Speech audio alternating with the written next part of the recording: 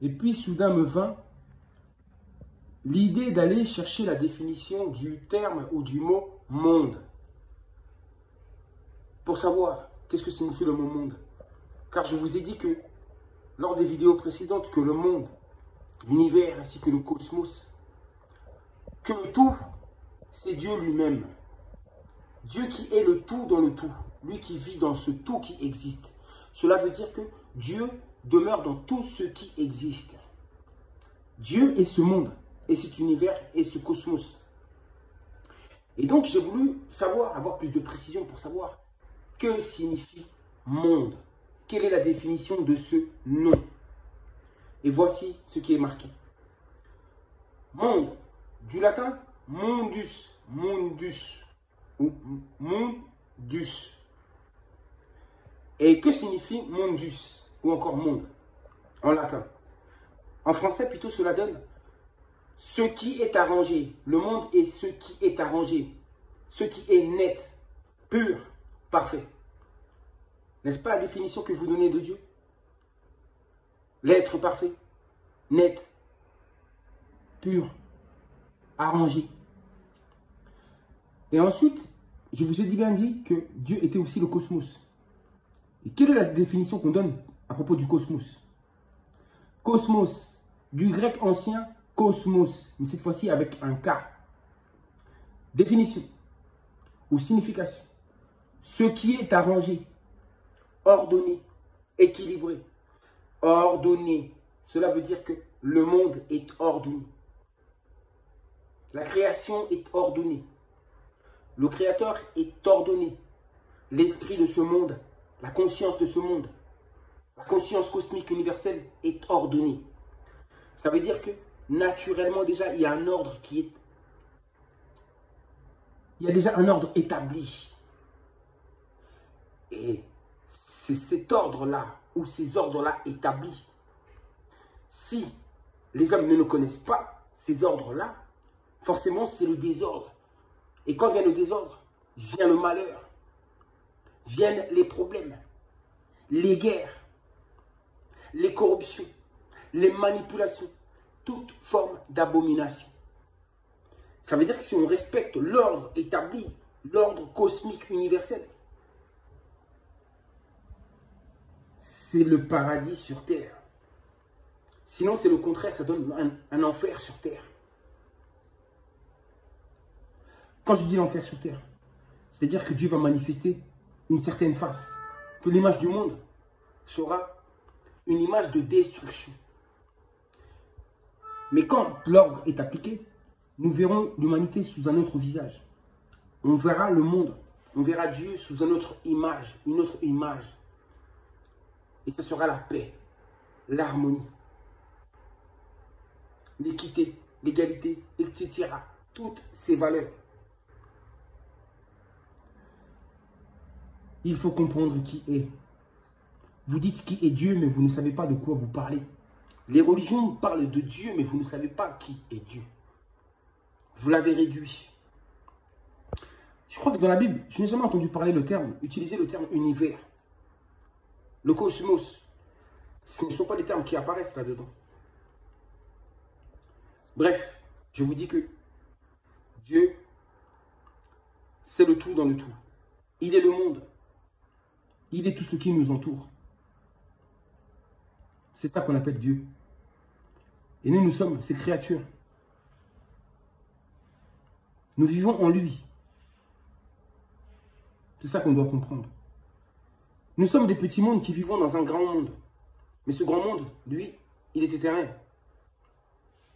J'ai dit, depuis les temps les plus reculés, les hommes et les femmes meurent, mais le ciel et la terre persistent toujours.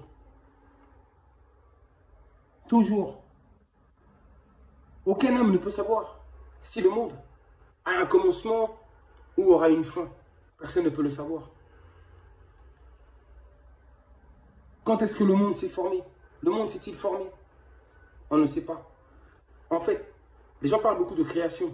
Les religieux parlent beaucoup de création, mais ce terme, je n'aime pas trop le terme de création. Moi, je préfère le terme de formation, de manifestation, d'incarnation. Manifestation. Je vous expliquerai ça plus tard. Manifestation. Tel qu'un bébé qui se manifeste, qui est dans le corps, dans le ventre de sa mère, invisible à nos yeux, qui après apparaît. On dit naissance, c'est naître. Mais moi, je parle de formation. Car le bébé se forme déjà dans le corps de la mère, déjà. Il y a déjà formation. Ce n'est pas une création, ça se forme. C'est un processus qui prend du temps. Et la création, ce n'est pas la même. Bref, je préfère rester dans le sujet. Ça, je vous en parlerai lors des vidéos précédentes, ou non, prochaine. Si j'en ai la possibilité, si le souffle de vie m'est accordé. Ce souffle de vie qui nous habite, chacun de nous tous. C'est aussi ça qu'on appelle Dieu aussi, le souffle de vie. Et c'est le monde qui nous donne ce souffle de vie. C'est le monde qui nous fait apparaître. Et c'est le monde qui nous fait disparaître. Le monde a tellement de pouvoir. Parce qu'il est Dieu. Beaucoup cherchent à voir Dieu. Ou imaginent Dieu, un homme assis sur un trône. Ça, ce n'est pas la vérité. Il faut connaître la création pour mieux connaître le Créateur. Connaître la source, en réalité. Certains disent Dieu, certains disent la source. Mais quand on parle de source, n'est-ce pas le monde qui est notre source? Nous provenons d'où? Du monde. Quelle autre source avons-nous?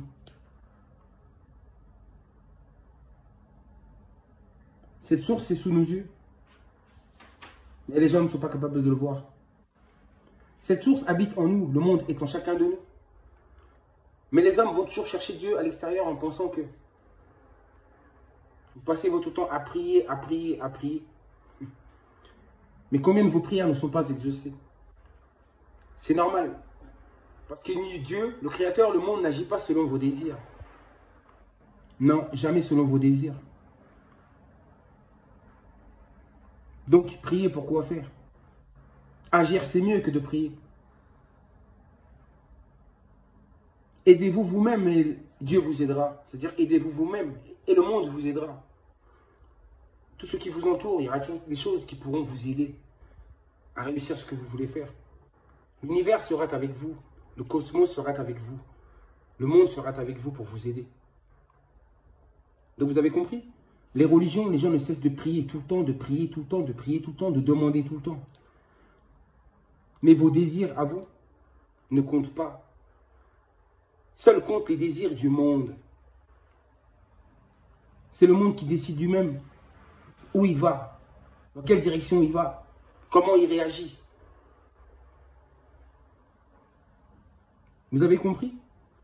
C'est mieux d'accomplir les choses, de faire des œuvres, que de passer votre temps toujours à demander, à demander, à demander, à demander. Vous demandez toujours, mais qu'est-ce que vous donnez au monde? Qu'est-ce que vous donnez à l'humanité? Qu'est-ce que vous donnez à l'humanité? Moi, je ne prie jamais. Parce que mes désirs, l'univers les connaît. Dieu les connaît. Ce monde qui se trouve en moi connaît mes désirs. Mais pas des désirs égoïstes. Parce que vos prières souvent sont égoïstes, centrées uniquement sur vous-même, sur vos propres personnes. Je préfère les œuvres qu'au lieu de passer mon temps à prier et à demander toujours plus et toujours plus et toujours plus. Je prends ce que Dieu me donne. Je prends ce que le monde me donne. Je veux juste ma juste part. Et je n'en veux pas plus. Car nous décidons de rien. Certains ont de l'argent, ils sont riches, mais ne savent pas pourquoi ils ont hérité de cet argent-là. Ça, c'est parce que le monde vous l'a permis. Parce que Dieu vous l'a permis. Parce qu'il a mis des bonnes personnes sur votre route pour que vous puissiez y arriver. C'est le monde qui le veut. C'est le monde qui donne et c'est le monde qui reprend. Toutes ces richesses appartiennent au monde. Nous mourrons, nous laissons tous dans ce monde. C'est ce monde qui garde tout. Car il est Dieu vivant. Il garde tout. Il vit à travers le temps. Mais vous ne le voyez pas. Allez, je vous dis à bientôt. C'est pour ça que je veux écrire un livre, parce que sinon je ne m'arrêterai jamais de parler.